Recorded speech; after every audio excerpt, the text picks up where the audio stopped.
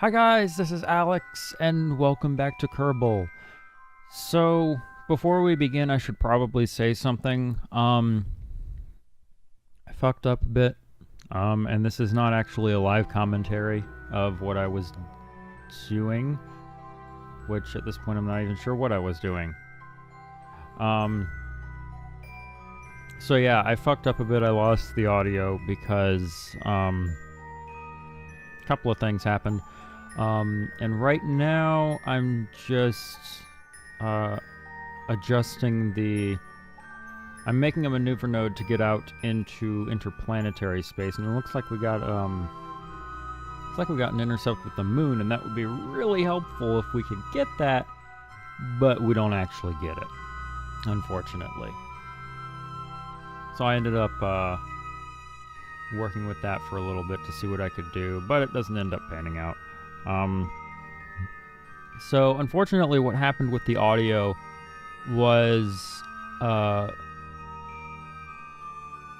had two microphones set up. I managed to screw up both of them, believe it or not. So what I've been doing, I had the Windows default audio program recording the microphone from my old microphone. That didn't work. It recorded it, you can understand it, but that's about all you can say for it, because it's absolutely terrible. The quality is horrible. I guess it's because I had it plugged into this USB hub. I don't know, I guess it just wasn't getting the signal very well. It worked fine the other day, but now I guess it doesn't. So, oh well. As for my main microphone, I've been using this webcam software that I got. I got a new webcam, by the way. And I've sort of been testing it out to make sure that I can actually use it fairly well. And what ended up happening was I used it to record. I've been using it to record the audio because it works fairly well with recording it. I haven't had any of the problems I've had with the other ones.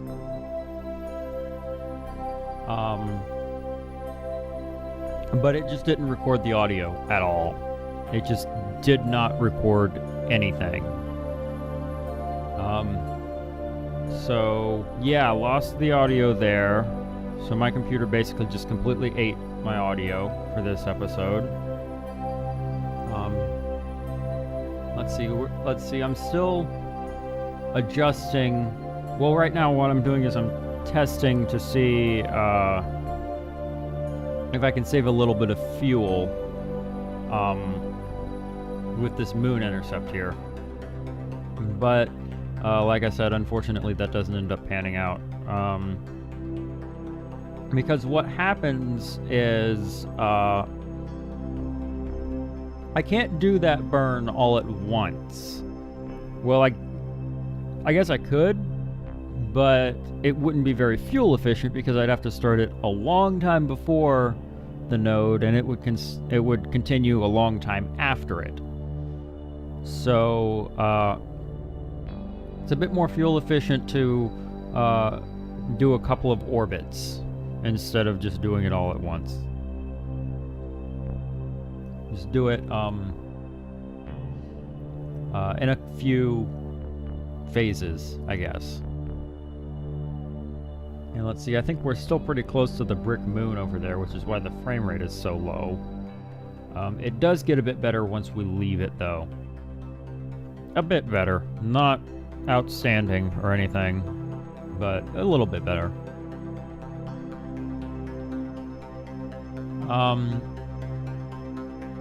Let's see. This actually ended up being, wow, over an hour's worth of recorded video game footage. So I think what I'm going to do, since my computer just ate my audio, chewed it, devoured it, and digested it. I think what I'm going to do is I'm going to split this into 2 episodes. So I'll... first episode will be mostly getting to Jewel. And the second episode will be the arrow breaking that we do. We do a lot of that. Lots of arrow breaking. I actually found a chart online that shows you sort of how you want to do the arrow breaking, basically. Okay. So I started this burn and I realized there's like I can't see it from here. I'm actually watching this in Premiere right now, so I'm just watching a preview of it. So I can't read that. It's like I know it's like a 14-15 minute burn or something. So I decided it was probably best to cut this part out for the most part. And yeah, I end up doing like, I end up starting at like 3 minutes away from the node, I think. And then I do one more orbit, and the next one ends up being like 5 minutes away from it, I think. I can't remember. It's something like that.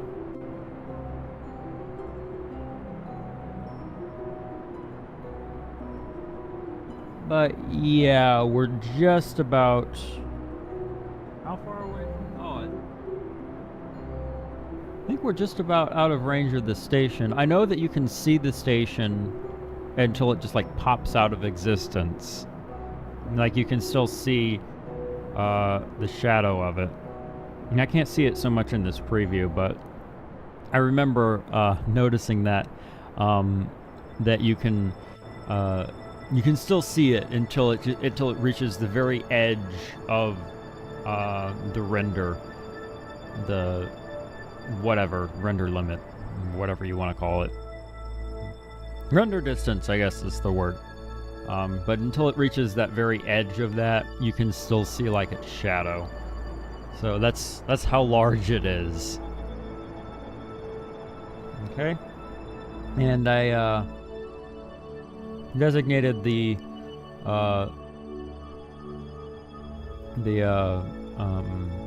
Pegasus 2 as a base so that we can see it fairly well and distinguish it from like a station. But for some reason it didn't occur to me to rename it to the Pegasus 2 as opposed to the Brick Moon, which is what it is currently named. I don't know, that I didn't notice that at first. It took me a while to notice that. Okay, so I think I'm cutting this part out now. Just a few moments.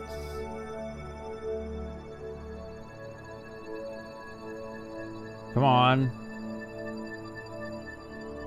I don't know where I ended up cutting it. I can't see it very well. Oh, there it is. Okay, so so now we're just about done with the burn, the second one. And we just about gotten into interplanetary orbit. Alright. So let's see, the next thing that I need to do, the next thing that I ended up doing was, I set up a node to get me to Jewel. And that's the next thing that we're gonna do. And this is one of the reasons why this episode was late. This ended up being a 50-minute burn. Believe it or not. It was a 50-minute burn. And then that wasn't just the computer saying that really ended up being a 50-minute burn. So I sat there, I turned the engine on, I went to watch YouTube videos while it did that. Kind of considered that maybe it would have been best to do a gravity assist after all. Because it took quite a while, trust me.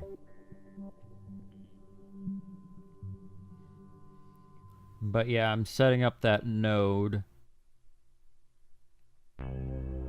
And I'm gonna try to get it as close as I can to Joule.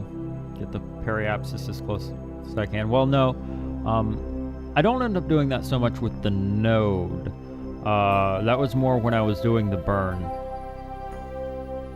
Because I wanted the burn to be really precise. I wanted to get it as close to Joule as I could. Because like I said, I ended up doing some arrow braking with this. And it actually worked fairly well with the right timing, the right height, I guess. It works fairly well. So right now we're just coasting over there to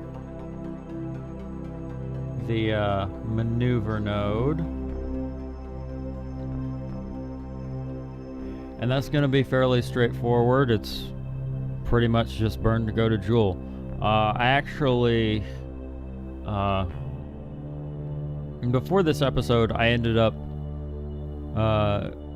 experimenting a little bit, and I found that it would, I guess I could probably get a gravity assist from Eve, but it didn't seem like it would be all that helpful the way I had it set up, so I thought it would be easier to just say, okay, just go straight to Joule. I don't want to waste like hours of time trying to set this thing up. So I just did I went past it. But that's fine. So yeah, we just went straight to Joule. That was what I decided to do. Okay. And there it is. And yep. It's a 50-minute burn. Oh boy. Oh yeah, we have that little tank in there. At this point, I've actually turned off the fuel from every single other fuel tank in the whole craft, except for that little tank in the middle. So that is the only fuel that the engine is getting right now. And once it runs out of fuel, then we're actually just going to dump it at interplanetary space. And that's going to be the next thing that I show, actually. Once we run out of fuel, I'm just going to show how we undock it and just leave it there. And it's pretty straightforward. Okay, so we're almost out of fuel.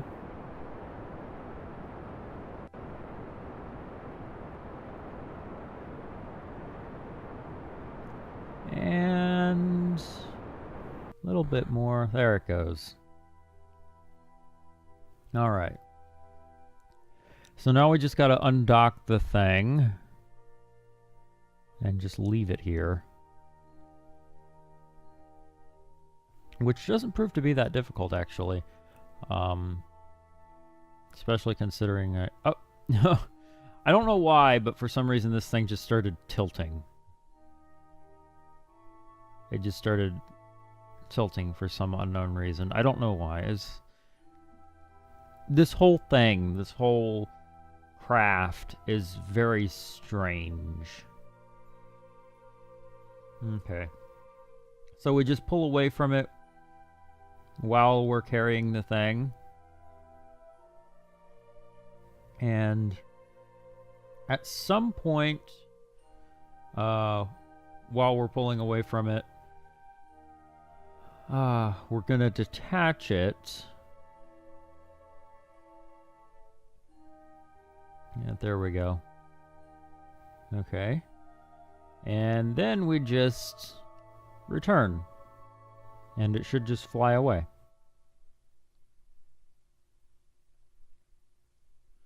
There we go. And it just floats away.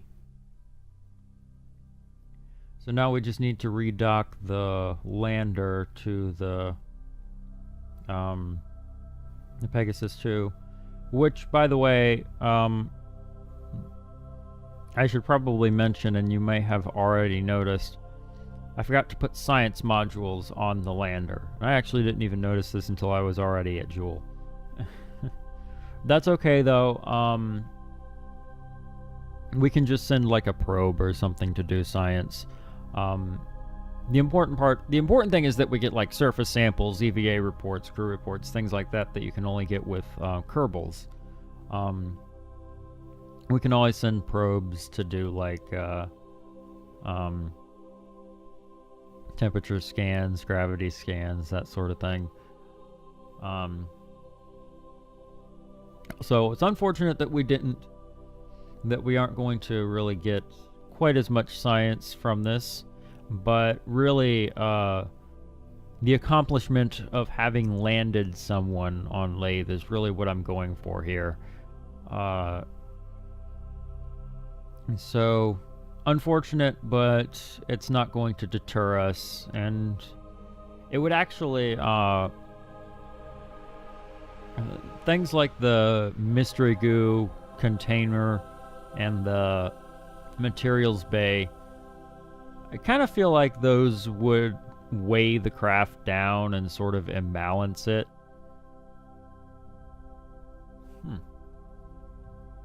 So things like the thermometer or the gravity scanner wouldn't be quite as bad, but like the mystery goo and materials bay are fairly large. So unfortunately we won't be doing that, but we will be using the rest of this fuel.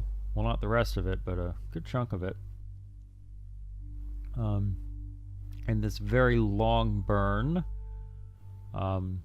So we still have the fuel for the lander turned off,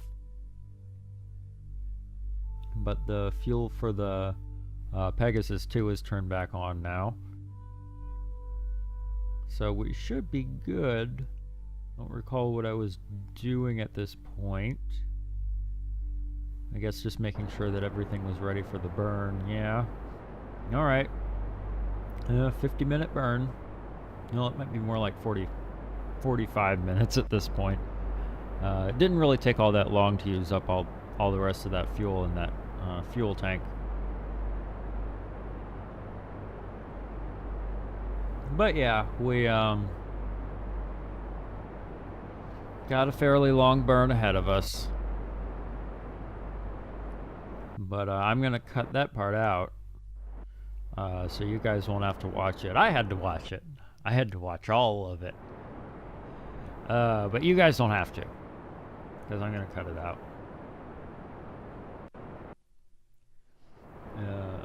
Yep.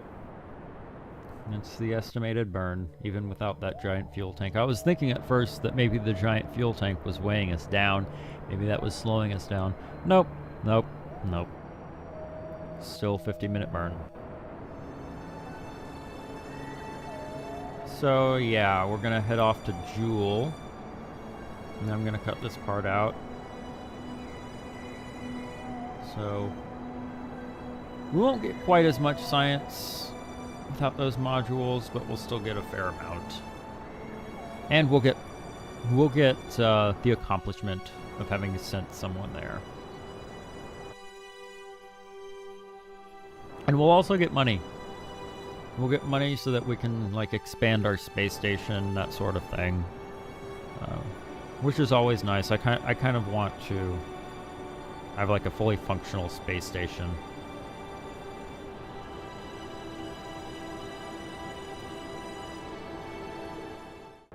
Okay.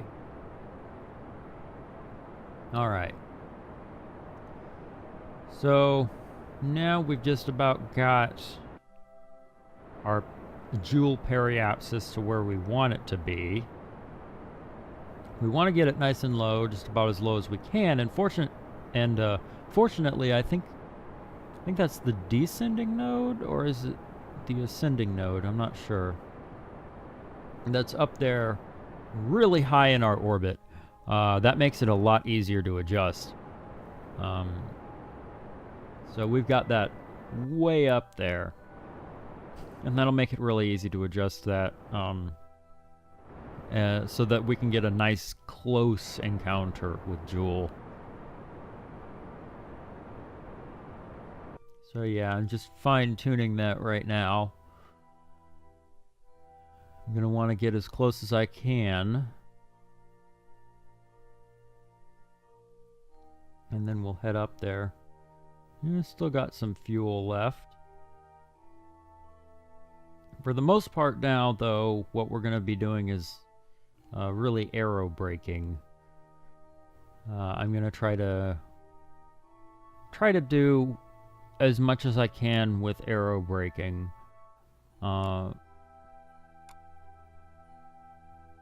That was really, I really wanted to save fuel. So I figure if I can do the vast majority of the slowing down at Jewel and the vast majority of the slowing down at Laythe with aero braking, then I can save a fair amount of fuel. And trust me, when you see all that stuff in the next episode, you will agree that I saved quite a lot of fuel. Quite a lot of fuel.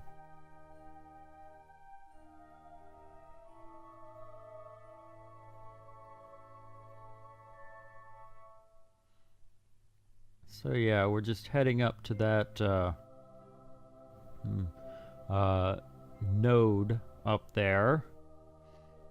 But even at full-time acceleration, it's going to take me a while to get up there.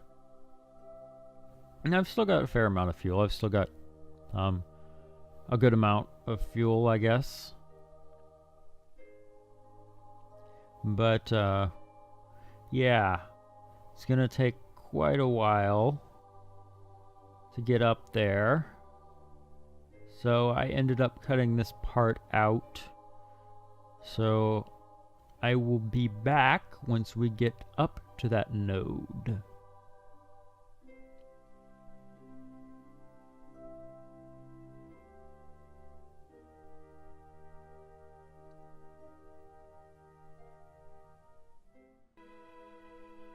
Okay, there we go. Alright, so yeah, we just need to do a burn to adjust this node here so that we can get a nice close encounter with Jewel. Very nice, very nice. And it actually doesn't take that much fuel, if I remember. It actually happens fairly quickly. So I didn't even have to edit this burn out. It just it's a fairly quick burn. So yeah, we're gonna adjust that and then head over to Jewel. And I think I'm going to cut it out in a bit. I think I'm gonna cut this episode. Maybe we got like 7 minutes left. But I think once we get over to Jewel, once we get within its sphere of influence, I'm gonna cut the episode because, like I said, this episode ended up being over an hour, and I wasn't even aware of it when I was recording it because I wanted to keep going with the aero braking, and I ended up taking too long. Which unfortunately, I didn't even get an intercept, or I got an intercept with Laythe. I didn't get a full orbit, unfortunately. So we've still yet to do that, but we will do it. We will eventually get there. We came pretty close, I think. And the last aero braking maneuver that I ended up doing was actually kind of insane. Oh, but you guys will see that. Well, I guess tonight, actually, because this is going up really late. But I intend to keep my schedule. I intend to get this one uploaded, and I'll get another one uploaded tonight. So yeah. Yeah, I'm not gonna break my schedule or anything just because it took me forever to do this. And one of the reasons it took me forever to do this is just because I really couldn't do this commentary last night. I didn't really have a lot of time to do it. Because it's taking me like half an hour to do this commentary. It's just me sitting in front of my computer talking. So yeah, computer fucked everything up, and then I fucked everything up. And then I got bored and couldn't do it. Something like that. I don't know. Anyway, we got a nice close encounter with Jewel, but I think now I need to adjust. I think I need to adjust myself a little bit to make sure that I don't hit Jewel. So I think right now I'm burning prograde. If I can see that. No, is that? I can't tell. It's either prograde or retrograde. I don't know. But I'm doing that to make sure that when I encounter Jewel, yeah, I have a nice close encounter with it, but not too close.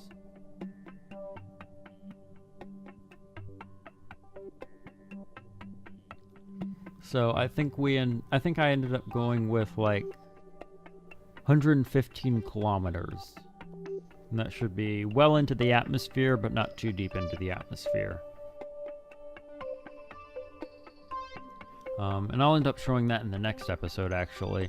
I'm not going to show any of the arrow braking in this episode, I don't think. But I will show it in the next episode. There's going to be a lot of arrow braking in the next episode.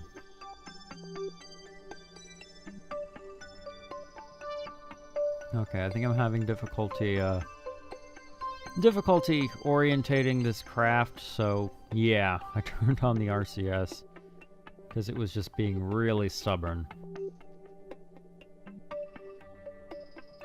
Alright, yeah, I wanted to point retrograde for this. And it just like, it turned and it just went straight past retrograde.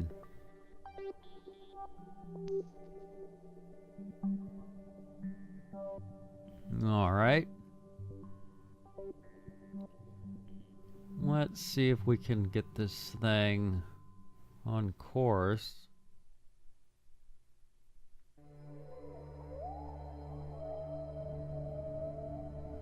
And if I burn a little bit there, what does that do for us? I don't remember.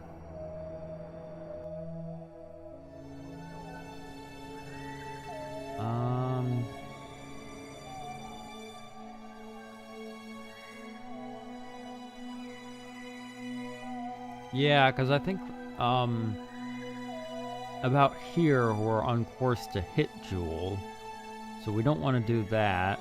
I think I'm just using the RCS thrusters to adjust it now. Because we really have to fine-tune this. Yeah, like 14, 15 kilometers at this point. And we want to get to like 100. I think at first I did 115. Okay. So I adjusted it to about there. Not sure. Yeah. Yeah, 120, 115, something like that. And that should bring us well into the atmosphere, but not too close.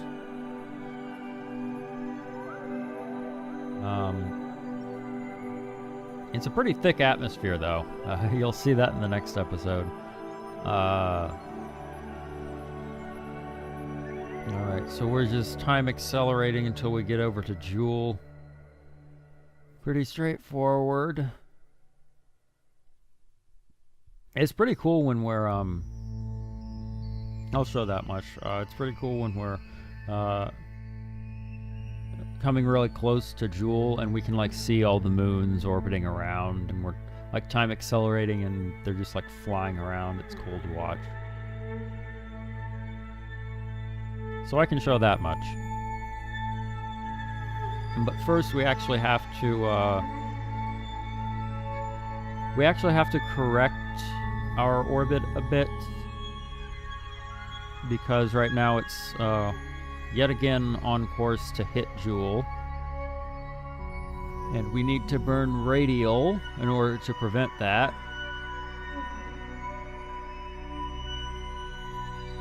Makes a nice V shape.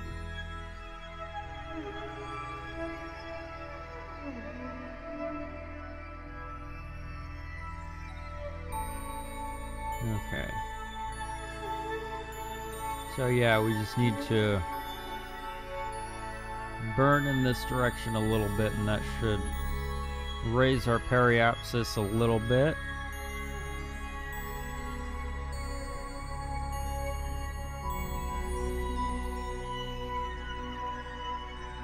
Okay.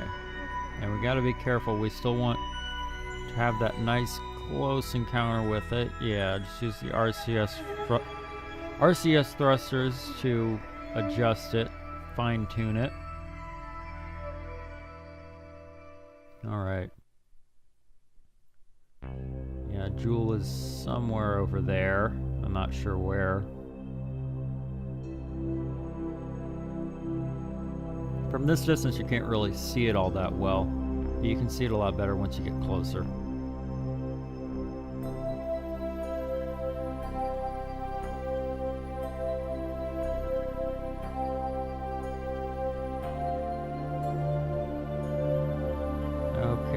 Where is it? Where is it? I want to see Jewel. Okay, we're getting closer to it.